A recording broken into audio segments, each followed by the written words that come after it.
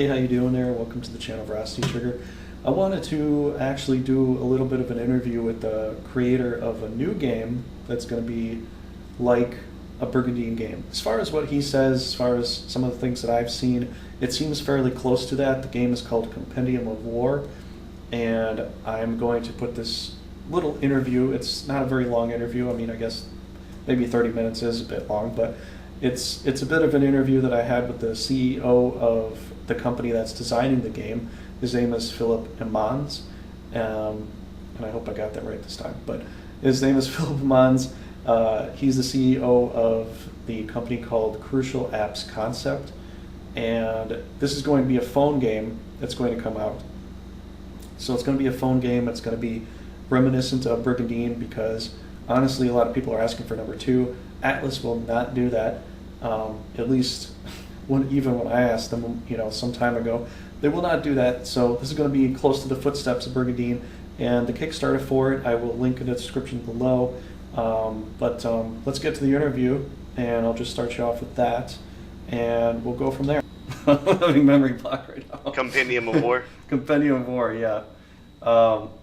That's kind of a hard name for me to remember off the top of my head sometimes, but it's a decent name. It's a good, it's a good name.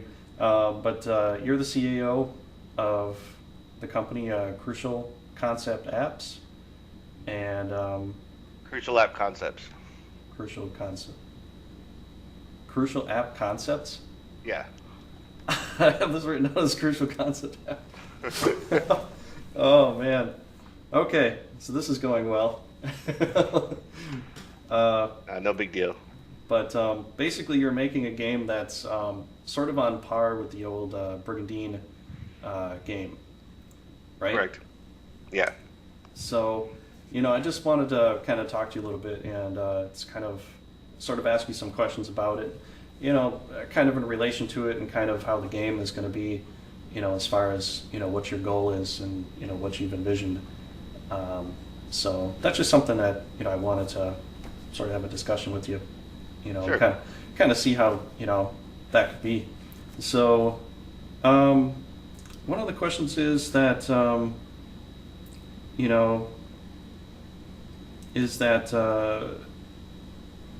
it's a strategy game called Compendium of War. It's basically a platform game that you're going to put on for apps. It's going to be a phone app game initially. Phone and tablet. It'll be iOS and Android. Mm-hmm. In the future, we do plan on expanding it out to Windows PC, App Store, and straight PC. Maybe the Steam platform. Mm-hmm. Yeah, well, that sort of covers another question I had in here. But, one of the other questions was, what was one of your favorite Brigandine characters that you've had, that you can remember? Vaynard. Vaynard? Yeah, I would say. Well, or I don't know. I never really thought about a single specific one, because I usually played.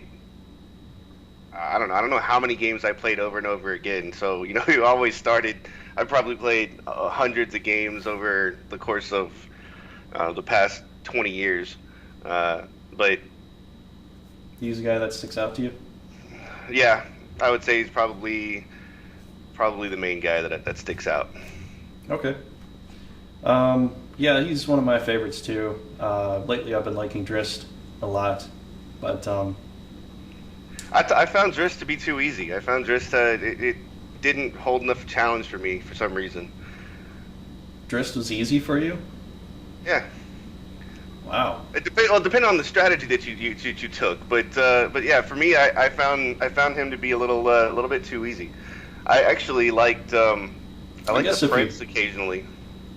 Yeah, the Prince. I mean, he was like a clean slate. It was like starting from 1 and that was it, and level 1. So it was kind of like you build him how you want.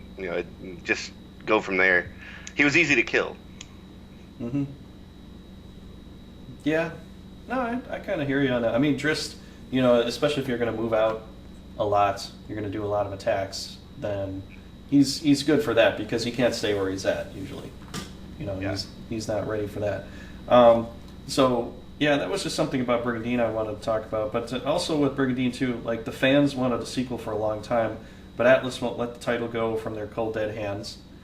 You know, and Yeah, so literally. I mean, quite literally. So yeah, what was your goal as far as bringing a Brigandine-esque title to life?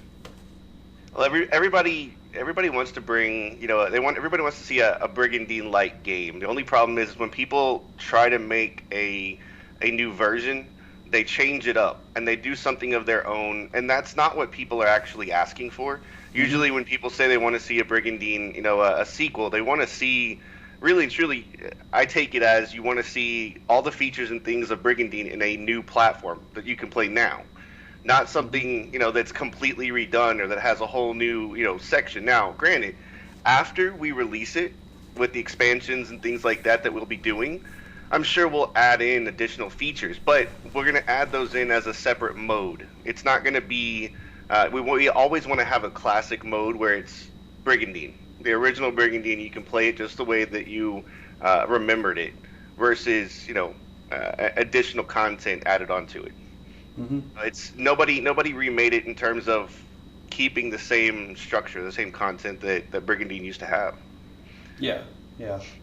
I mean, I played the little demo for a while, and it had the hexagonal shape map as far as where you can place your knights and your monsters. It had that. It had the turn-based approach to it, which is kind of what I love as far as how Brigandine goes, because there's a lot of modern games where everything's there's a lot of action that goes into a lot of modern games where it's just constantly going. This is a game you could play. You can kind of take a break from if you got something to do, or if something comes up, magic. You can take a break from it. You don't have to worry about your monsters dying out on the field. I mean, it's not like, it's just going to keep on pushing you. That's one thing I like about Brigandine is it's one of those casual games that you can just kind of approach. And you don't have to worry too much about, if you put the phone down or you get disconnected or something like that. You don't have to worry too much about that. But that's one of the things about Brigandine that I've liked. That to me feels like sort of a core combat approach to it. I've seen some other things almost be like that in a way, but also with Brigandine, with the original one, it was a medieval game, kind of going based upon a lot of lore.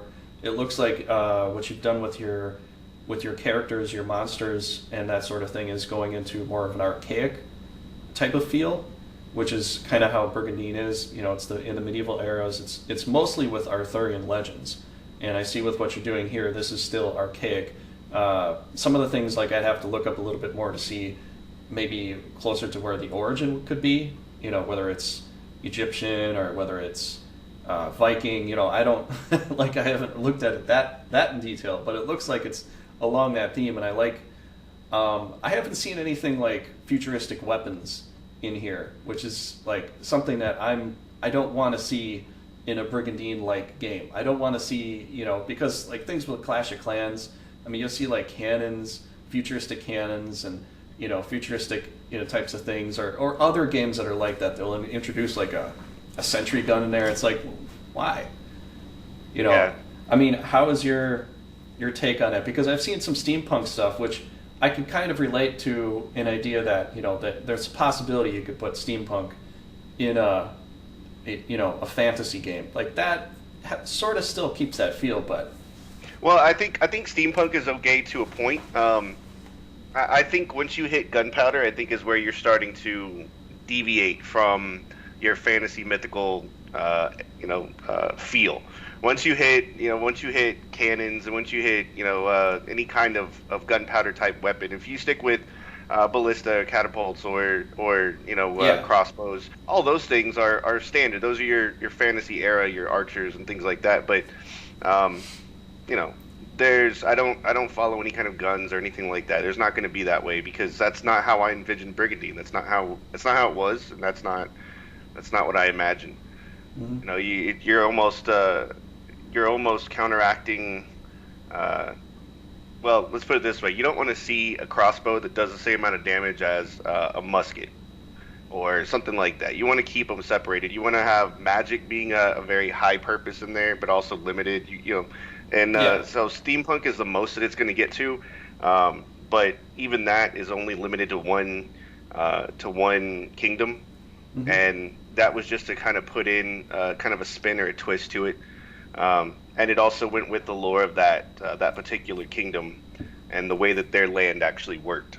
Mm-hmm. But all of the creatures, everything that we did is from scratch. We spent a whole lot of time coming up with different variations of creatures, what kind of branch out they're going to have. I mean, there's and all the art was done, from conception, just from a description. We said I'm imagining a character like this, maybe with a twist of this, and we had the artist, concept it, and that was it. There was no, it was a small description, and there was nothing stealing, like, we didn't take an orc from somewhere and pull it in. That's those things are common like that, but different variations of dragons and things of that nature. Those are, you can't obviously not have a dragon in there, but yeah, but different variations. It's cool that they're pretty descriptive. I mean, there's probably some pretty interesting lore behind a lot of the names, because there's some names in there I've never seen before, but the picture of it I could almost remember from somewhere, but you have a lot of interesting names as far as how you're going to name your monsters, how you're going to name some of the leaders. It sort of has that archaic feel to it. That's one big reason I like that. But we already talked. It's going to be PC friendly release. When could that be available? Because that's something I particularly like. I know you said you will do it, but probably like sort of an estimate as to that, because I know this is going to be, you're trying to push for the phone game, but particularly for me, recording and stuff like that, I don't have anything set for a phone, so. Well, I'm a PC player. I play tons of different kinds of PC games, and that's my preferred platform. A mobile device is my platform if I'm, going to go to bed or something like that. But it's not what I do on a daily basis. It's PC is my platform, and obviously I want games to get out there under that area, so I can enjoy them myself as well. But a PC also does take a lot more resources in order to develop, in order to QA, and if you imagine, how many different types of Android and iOS devices are out there, just imagine how many different configurations of PC there are. Android device, there's over 4,500 different devices that we have to test and try to make compatible with as many as we can. And there's people who don't update their operating systems all the time, so we have to try and get out all the bugs that we can. But when you're talking about PC, every 6 months there's a whole new technology that comes out. So I mean, people upgrade constantly, and so there's compatibility issues nonstop, which is why you have big budget games that come out on PC only, because they can. There's entire QA teams that cover all those things. But I mean, I'm gonna get there, definitely, because that's the goal. It's just depending on how much funding we have, and it's how long it's gonna take. It could be, if we reach the budget, we can probably have it done in 6 months, 3 to 6 months. If we don't, it could take a year to year and a half. So it really just depends. But of course, during that time frame, we'll be releasing more content on mobile, and all of that stuff will come with the PC version at launch. So it's not like we're going to give limited content for PC and have all this other content for mobile. It's going to be it'll be equal with it. We just have to make sure we test properly. Mm-hmm. Okay, that sounds good.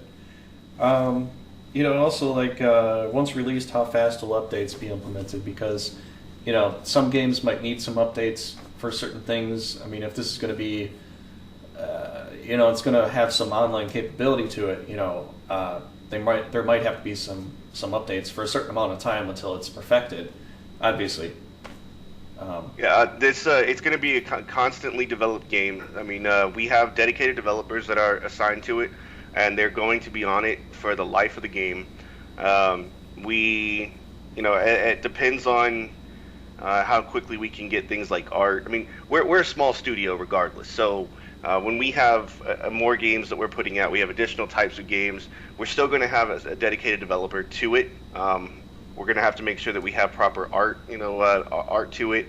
And if the game is doing well, and then we're going to develop more or push more resources towards it and continue to develop faster. But in terms of bug fixing, we're always going to have somebody on it full time, and we'll be, we have a support center where we take in emails and we respond back to customers, to players, and so I've got a lot of the back end set up. It's it's just a matter of collecting all the bug reports, taking people's emails, making sure that we respond back to them, making sure that we compensate them for any of the issues that arise, and keeping the game updated as much as possible. Okay. Yeah. Well, that sounds pretty good. And also, like another thing I had too here was the old Forcina.org site. Is it just is it a Kickstarter? Is it just a link to Kickstarter, or is it? Right now, it's just a link to Kickstarter. Oh, so okay. the Forcina.org site, I tried to get the original content from the guy that had all it, and I couldn't reach it. I couldn't get it. So if we ever can, then we're definitely going to put up the original Forcina.org information. So if any of your watchers know or can get in contact with the original, then that'd be great. However, if we can't, then right now I just have it pointing to the Kickstarter itself to drive traffic. But once the Kickstarter is over, I'm going to develop a Compendium of War site specifically that'll be pointed to, because that's the focus. Yeah, because that's kind of what I was thinking too. It could just evolve into something like that, but because you'll probably definitely need a website for that, for people to go to. Correct. For that specific one. So yeah, that makes sense. Like also with the game too, I just tested a little bit of the demo. I didn't go too far into it, but I looked at it. It looks interesting. Like monster AoE and line attacks. Like, how do you feel about it? Is that definitely a thing that's in the game too? As far as creating area of radius attacks and Brigandine wouldn't be Brigandine without area attacks and line attacks. You can't have a dragon that can't do a fireball flame for four tiles and not call it something like Brigandine. Yeah. There's certain things, if you're gonna do a meteor, whatever the case is, holy light, everything's got to be that area of effect, because that was part of the entire strategy of Brigandine. So yeah, there absolutely will be area effect, line attacks, anything that you saw in Brigandine. We are truly trying to stick to cloning the features and functionality, so people have a modern game to play and feel like they're playing Brigandine. Obviously, with a lot more creatures that we have, but at the same time, people like variety. Yeah. And so that's what we're just trying to get. We're trying to recreate Brigandine in itself with a little bit more variety in the creature choices and taking it from there. Mm-hmm. That's cool. That's good. That's probably be a bit of a relief to a lot of people hearing that, because that's another big part of the game too. But probably the final thing that I'd like to ask, are there going to be any Easter eggs or comparisons of the Brigandine game that could be like a hidden tribute, to like the old game, like this person was the son of Einard or something like that, but it's like hidden in there, something like that, where there's a little bit of back history that could link to it, but you'd have to really dig deep to find it. Is there going to be some kind of comparison to the game in that sense, or is it going to be like an Easter egg where there could be something like that? If I tell you that, then it's not an Easter egg.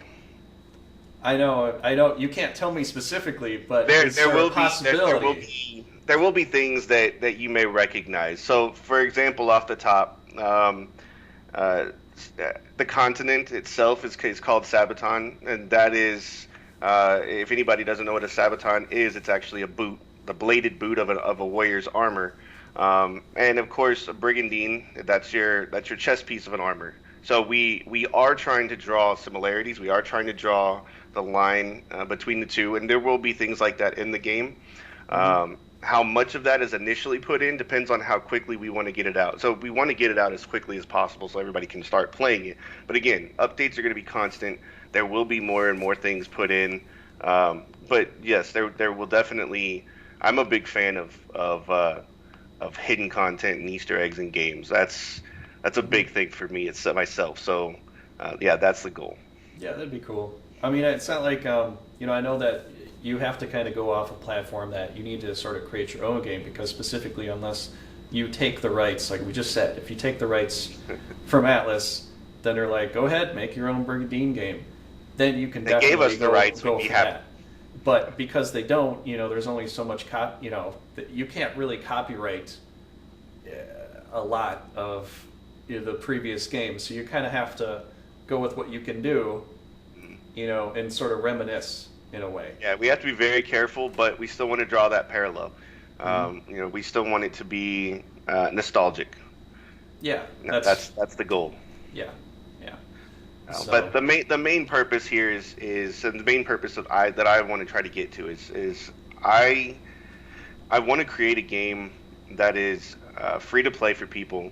That's not a $60 game that you can buy on PC. That's not a freemium game that's based on a pay to play system. That's not it's not a pay to win. The goal here is to create a free game that brings nostalgia back and offering additional content that you don't have to have in order to beat the game. You don't have to use, we don't have to play, but if you want to do it, if you want to change the theme, or if you want to add in additional heroes, or whatever the case might be, that maybe we change the skins of certain things, that's additional content that you can unlock, and that would support us. See, that's definitely a good way to go. What you're saying, that's definitely a good way to go. I've played other games where you have to put money into the game itself to either get more gold or get better weapons that have slightly better stats, and you can use that and you have a better chance of win. But that sort of thing, I mean, I don't know. I think that sort of thing is gonna breaks the balance of the game. Yeah, exactly. I don't like that. If I play the game, I play the game to play it, not to get a boost up and cheat. If you want to cheat, then that's just cheat. But if you want to play the game, if you want to change, if you want a whole new theme, for example, one of the ideas that we are working with is I have a lot of people requesting to bring back the same style artwork that Brigandine was done in, and I've actually thought about that originally, but it's going to take some time.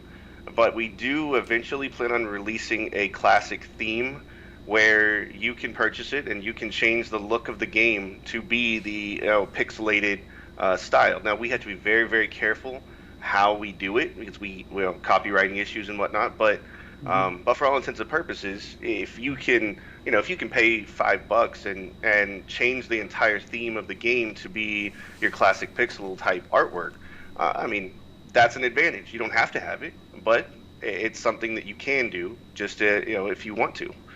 So that's the goal, is to give people extra content, not to make them pay for it. Yeah, that's good. I mean, I don't know how far you could really go with the pixelated background in a sense, because a lot of games do that. There's not really much of a copyright on it. I mean, if you were to copy the map exactly, like you were to copy the map Calmary or Toria or Logres or something, and then you put that in your game, if they were to get wind of it, then they might say something, but otherwise. Well, when I say going pixelated, I mean working on getting characters and creatures as close as possible without copywriting to Brigandine art. So if the original dragons, I love the original dragons from Brigandine, and if we could make a dragon just the same way, it'd be great, but obviously we can't do that. However, we can make it close to it. We just have to do a little bit more research, and then we also have to spend the time to do all the artwork to redo as much as we can. But definitely, I like the pixelated art. We've already got some samples that we were playing around with, so it's already something that's on the table. But we did want to put our twist on the original Compendium of War, which in this case is not the features, not the gameplay, but the artwork. So that's what we chose to go with instead of changing the way the game plays. Yeah, I understand. And it's like the artwork. I don't know if they're also talking about like profile picture artwork, where it's you, because if you bought the Brigandine game, you'd have the game, you'd have some artwork with it, showing off Prince Lance, showing off fine art, showing off this and that was a particular artist that did that artwork. So even if you were trying to make something like it, you don't have the original artist doing it. So it's going to look different even if you tried to make it look similar. It's still going to look different. Because you'd have to contact that direct artist that drew the artwork, that, you know, the painted artwork. It almost looks like it was a watercolor paint. Yeah. For how they have did a specific style. You know, because that was actually, that's a good idea. Maybe I should look at contacting the individual artists that did the originals. Mm-hmm. If you can. I never thought about that. Yeah, it's an option. Maybe they know who's got the rights to it and can get us in contact with Brigandine's rights. I mean, I guess they might have written off the rights to the picture to them, but as far as their artistic talent goes, they can't ever write that off. So if you wanted them to draw art for you, I mean, that's a possibility. But that's definitely look into it. It's a good idea. Mm-hmm. Yeah. So I mean, I don't really know what else to ask you on it right now. I mean, I kind of asked most of the questions. One of the other questions I forgot you actually answered. But yeah, I mean, is there anything else about Compendium of War that you know, you want to probably talk about in here? Well, actually, one thing that we are working on is we have additional partnerships going on where we want to expand the universe. So we actually have in parallel right now a second game being made using the creatures of Compendium of War, that and possibly a couple of more games in the future. Now, they're not going to be exactly the same. It's not going to be another Brigandine type. It's more a card game than anything else. Mm-hmm. But I know from my experience when I play a game like Hearthstone is a great example. When I played Warcraft, the reason I played Hearthstone is because I recognized the characters and the creatures and things. So bringing in a different type of game using the similar creatures and the same lore is something that we want to do. And that's something that actually we're already in progress of doing. So we have a secondary game going on right now that's going to be just as big as Compendium of War, that will be on the horizon probably in the next 4 to 6 months or so. Mm-hmm. Oh, that sounds interesting. So it's going to be a sort of a solitaire style. I mean, I don't play too many card games myself. It'll be like an evolving card game. Mm-hmm. Your card game where you can collect and multiplayer PvP. We have a couple of different twists that people don't use and haven't had. But I'm not going to reveal that yet. But at the same time, we're using tell us all the information. Right now. Oh man, because if I did that, then somebody else is going to make it first. But there is no other game out there that's going to do what we're doing with a couple of different aspects of this game. Mm-hmm. I like originality. Yeah. Except for Brigandine. We still want a Brigandine. I want a modern Brigandine. Yeah, no, I hear you on that. I hear you. That's something that the fans that have watched the game for such a long time. You know, I mean, the site was up until you were able to buy it, a couple of years ago? Yeah. So what is that, 1997 till 2014? 14? Yeah, It's a good long time. Yeah, I mean, if we get to, to 2018, it's going to be 20 years. So we're getting close to like a 20-year thing where people were still loving this game, and I mean that's a long time. So I mean that's, Yeah, absolutely. Now additionally, some of the additional content that we're going to be putting in eventually, the Grand Edition I know wasn't released here in the U.S. Mm-hmm. But you could equip items to the creatures and things like that. We actually already have that planned out as some future content as well. So we will be incorporating things that the Grand Edition had after the initial release. And if anybody's forgotten what the Grand Edition has in it, we also helped. We helped a fan, actually one of the moderators of the Sword of Moonlight forums, that took it upon himself to recode and not recode, but translate the Grand Edition fully in English. And his name in there was Hittewolf, I think. I think that's how he wrote it out. I think that's what he was trying to say. But we worked with him initially when back in 2014 when he was really trying to get things going. He had come to a stall, but we picked it back up, and now he's got it released and out there, and he's got voiceovers and all the cinematics, and so it's definitely something people should take a look at. But again, those are just more features and things that we're going to be adding eventually as we go. But I always like to see the classic Brigandine. Yeah, yeah. So, I mean, in a ways, I'll probably put this on my phone too and play it too, because I don't really have a lot of games I play on my phone. Only usually if I'm out do I play games on the phone, but at least this one, it's nice I don't have to keep up with it, every single day, every 12 hours like how Clash of Clans was.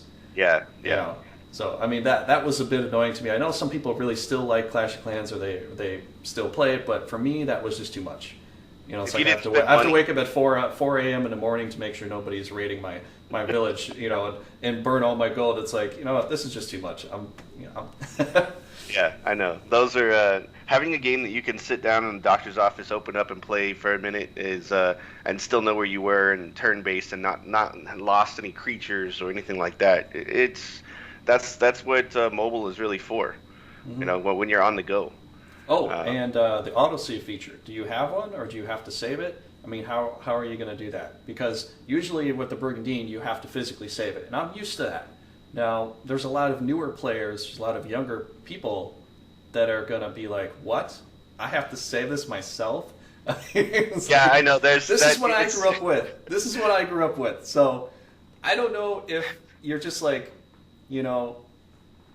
to hell or high water, we're going back to the original format, or we are auto-saving right now. I don't know where you want to go with this. Actually, I'm okay with the latter. I want to make that an option. Mm-hmm. There should be an autosave, but you should be able to turn it on or off. Mm-hmm. And the reason we're you're gonna have multiple games you can carry on at one time. So you're gonna have like three save slots, three specific games you can have going at any given time. But being able to save on whim or autosave should be a choice. Because you're right, when it comes to telling people, if you told somebody nowadays that's 10, 15 years old to make sure they save their game, they're gonna look at you like you're crazy and say, what do you mean? I don't get how. And so you're right, you're absolutely right. But yeah, I think that should be an option because some people may not want to autosave. Some people like to play the game and if they do something wrong, start it over, reload it from where you were, and keep going, rather than autosave and go. Because the other reason is, what if you decided to not go with the autosave? Because what if you're in a battle where you killed a monster or a leader with a particular monster, and you're like, oh wait, I don't want to kill it with this. I want to go back and kill it with my leader, but boom, autosave, done. Exactly. You can't erase that. I mean, exactly. Are you like so? Because I know with Final Fantasy they have like memo saves, which are like quick saves, that you could save without hard saving it, or you do the hard save. But memo saves will like disappear if you just turn off the program altogether. But the hard saves work. So, I mean, is that a possibility, or is it? That's a possibility. It really depends on which direction makes sense in the UI and makes sense in the game server coding itself. How we're really going to put it together. One thing that we does that stress the system out too much? If you have. It depends on if you're connected to the server or not. If you're doing it device only, that's one thing. So the memo saves are most likely device only, so that it doesn't have to ping the server every single time. Okay. And a hard save sends it. We have a game called The Monolith that is in the App Store right now that's done really, really well. It originally, the idea was to have that game as a device only game, so you didn't have to be in connection. So there's a lot of people who might lose connection somewhere and they can't play a game because like Clash of Clans, you log in, if you're not connected you can't play. Exactly. So the Monolith was designed to play offline for that purpose. Now it does have a save system where you can go in and you can upload or import your save, so that you can take it from one device to another, but at the same time you can also play when you're out, and then when you get back into connection you can save it and you have the latest information. So with this game it makes it a little bit more difficult. We are probably going to have a server connection at all times for certain things. For example, the stores. There's certain places where we're going to have connection, but we're trying to minimize that as much as possible. We do want to make sure that people are able to play it when you're not in connection. So that's still something that we're discussing and we're working on right now. Okay. Okay. So, I mean, that all sounds pretty good. So, I mean, I don't know what else there is to say, but basically, you're going to be bringing out your Compendium of War. The Kickstarter still has, what, 20 days left?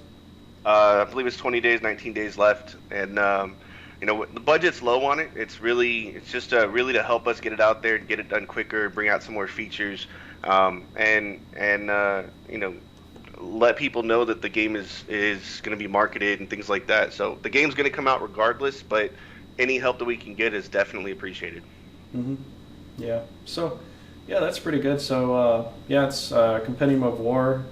This is Phillip Emmons. Did I say that right? Emmons. Emmons. I keep messing that up. That's a big deal. Yeah, but yeah, I'll put the links down below to the Kickstarter as far as this, this video is concerned. And I'm Veracity Trigger, and thanks for watching. So, talk to you later. Thank you.